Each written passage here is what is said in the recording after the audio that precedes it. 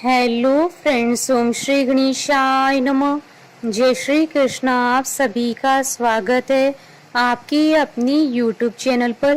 Friends, आज हम आपको इस वीडियो में बताने जा रहे हैं अश्विन मास की कृष्ण पक्ष की इंदिरा एकादशी का शुभ मुहूर्त, पूजा विधि, महत्व, व्रत कथा और इंदिरा एकादशी के दिन पितरों की आत्मा की शांति और पितरों को प्रसन्न करने के लिए किए जाने वाले उपायों के बारे में। फ्रेंड्स, वीडियो शुरू करने से पहले आपसे रिक्वेस्ट है, अगर आप हमारे चैनल पर नए हैं और आपने अभी तक चैनल को सब्सक्राइब नहीं किया है तो प्लीज़ सब्सक्राइब कीजिएगा चैनल को, साथ ही प्रेस कीजिएगा बेल आइकन को, जिससे नए वीडियो से रिलेटेड नोटिफिकेशन आपको तुरंत प्राप्त हो सके। और वीडियो पसंद आने पर वीडियो को लाइक और शेयर जरूर कीजिएगा ताकि सभी भक्तों को इस वीडियो का लाभ प्राप्त हो सके। और कमेंट बॉक्स में जय श्री कृष्ण जरूर लिखिएगा।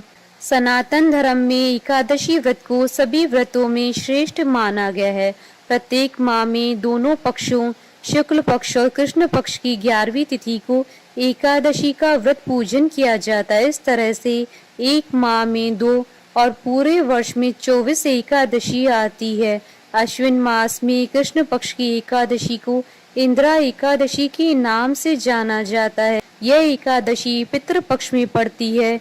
इस दिन उपवास करना बहुत फलदायी माना जाता है। मान्यता है कि यदि इस एकादशी का व्रत करके उसका पुण्य पितरों को समर्पित कर दिया जाए तो उन्हें भी मोक्ष की प्राप्ति होती है। पितृ पक्ष में आने के कारण इसका बड़ा ही महत्व है। शास्त्रों के अनुसार इस एकादशी के व्रत के फल से भटकते हुए पितरों को गति प्राप्त हो जाती है। साथ ही व्रत करने वाला स्वयं भी मोक्ष को प्राप्त करता है। इस एकादशी के दिन शालिग्राम की पूजा की जाती है।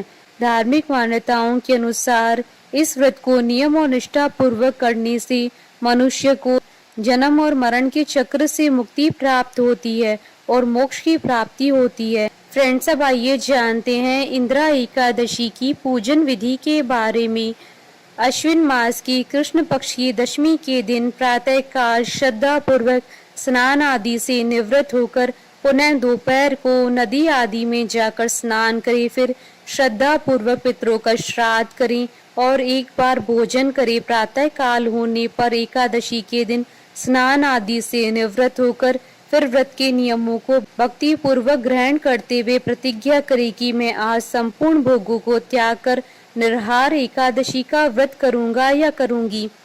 हे अच्युत, हे पुंडरीकाक्ष, मैं आपकी शरण में हूँ, आप मेरी रक्षा कीजिए। इस प्रकार नियम पूर्वक शालिग्राम की मूर्ति के आगे विधि पूर्वक श्राद्ध करके योग्य ब्राह्मणों को फलाहार का भोजन कराएं और दक्षिणा दें। पितरों के श्राद्ध से जो कुछ बच जाए उसको सूंघकर गो को दें तथा धूप दीप गंध पुष्प नैवेद्य आदि सब सामग्री से ऋषिकेश भगवान का पूजन करें और इंदिरा एकादशी व्रत कथा को सुने अथवा पढ़ें।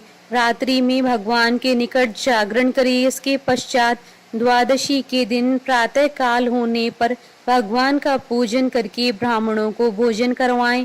भाई बंधुओं, स्त्री और पुत्र सहित आप भी मौन होकर भोजन करें। इस विधि से आलस्य रहित होकर एकादशी व्रत करें। फ्रेंड्स, अब आइए जानते हैं इंदिरा एकादशी के शुभ मुहूर्त के बारे में।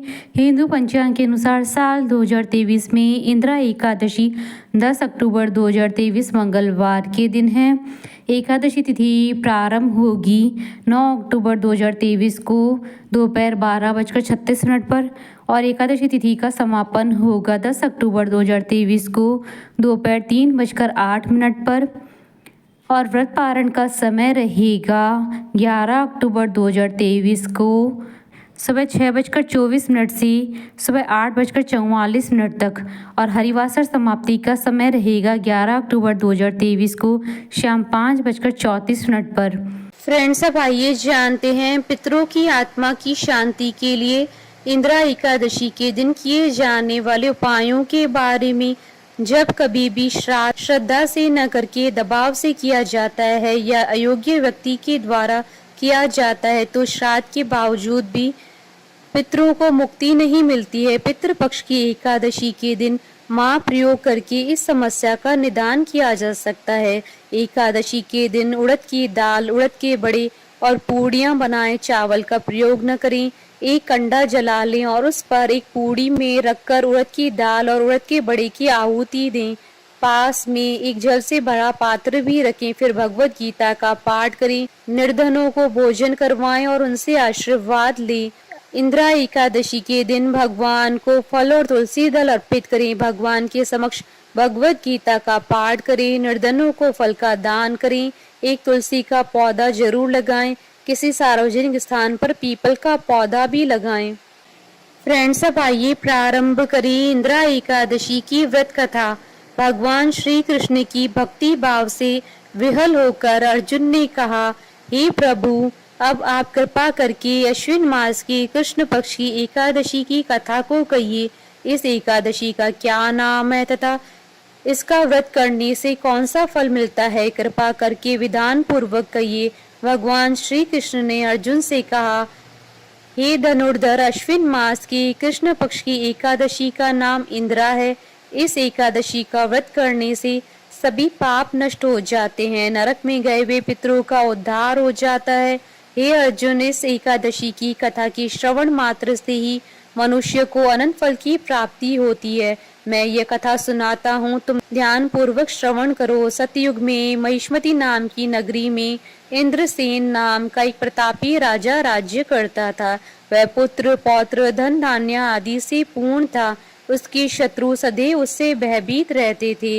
एक दिन राजा अपनी राज्य सभा में सुखपूर्वक बैठा था कि महर्षि नारद वहां आए। नारद जी को देखकर राजा आसन से उठा, प्रणाम करके उन्हें आदर सहित आसन दिया। तब महर्षि नारद जी ने कहा, हे राजन, आपके राज्य में सब कुशल तो है?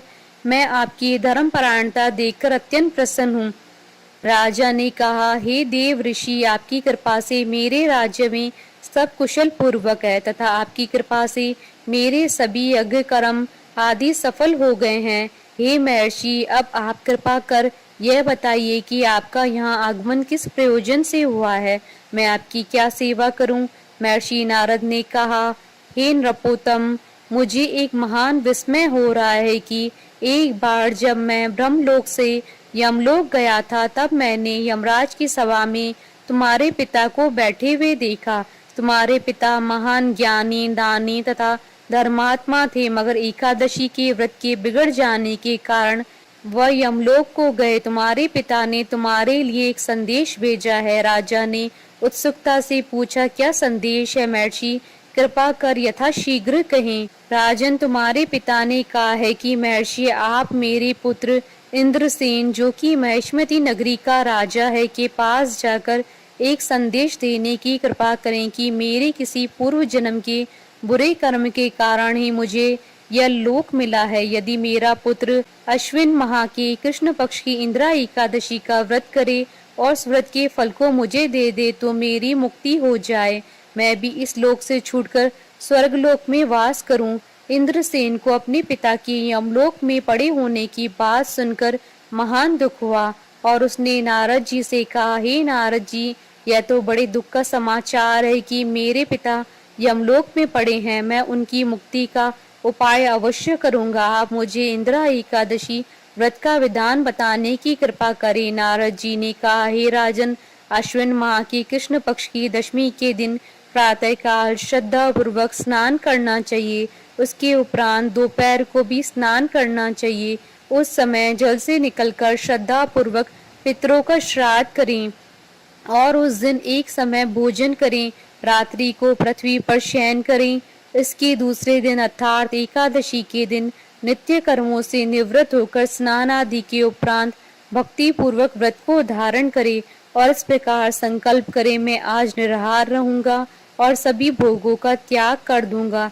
इसके उपरांत अगले दिन भोजन करूंगा। हे ईश्वर, आप मेरी रक्षा करने वाले हैं, आप मेरे उपवास को संपूर्ण कराइए। इस प्रकार आचरण करके दोपहर को शालिग्राम जी की प्रतिमा को स्थापित करें और ब्राह्मण को बुलाकर भोजन करवाएं तथा दक्षिणा दें। भोजन का कुछ हिस्सा गाय को अवश्य दें। भगवान विष्णु जी का धूप दीप नैवेद्य आदि से पूजन करें तथा रात्रि जागरण करे। तदनुपरांत द्वादशी के दिन मौन रहकर बंधु बांधवों सहित भोजन करें। हे राजन, यह इंदिरा एकादशी के व्रत की विधि है। यदि तुम आलस्य त्याग कर इस एकादशी के व्रत को करोगे तो तुम्हारे पिता अवश्य ही स्वर्ग के अधिकारी बन जाएंगे। नारद जी राजा को सब विधान समझाकर आलोक हो गए। राजा ने इंदिरा एकादशी के आने पर उसका विधान पूर्वक व्रत किया। बंधु बांधवों सहित इस व्रत को करने से आकाश से पुष्पों की वर्षा हुई और राजा के पिता यमलोक से रथ पर चढ़कर स्वर्गलोक को गए। इस एकादशी के प्रभाव से राजा इंद्रसेन भी इस लोक में सुख भोग कर अंत में स्वर्गलोक को गया। भगवान श्री कृष्ण ने कहा, हे सखा, यह मैंने तुम्हारे सामने इंदिरा एकादशी के महात्म का वर्णन किया है। इस कथा के पढ़ने व सुनने मात्र से ही सभी पापों का शमन हो जाता है और अंत में मनुष्य स्वर्गलोक का अधिकारी बनता है। कथा सार: मनुष्य जो भी प्रण करे उसे करना चाहिए। वह उसको तन मन से पूरा करे। किसी भी कार्य का प्रण करके उसे तोड़ना नहीं चाहिए। बोलिए भगवान विष्णु की जय, सनातन धर्म की जय। हमारे साथ इस वीडियो में अंत तक बने रहने के लिए आपका धन्यवाद। ओम श्री गणेशाय नमः। जय श्री कृष्णा।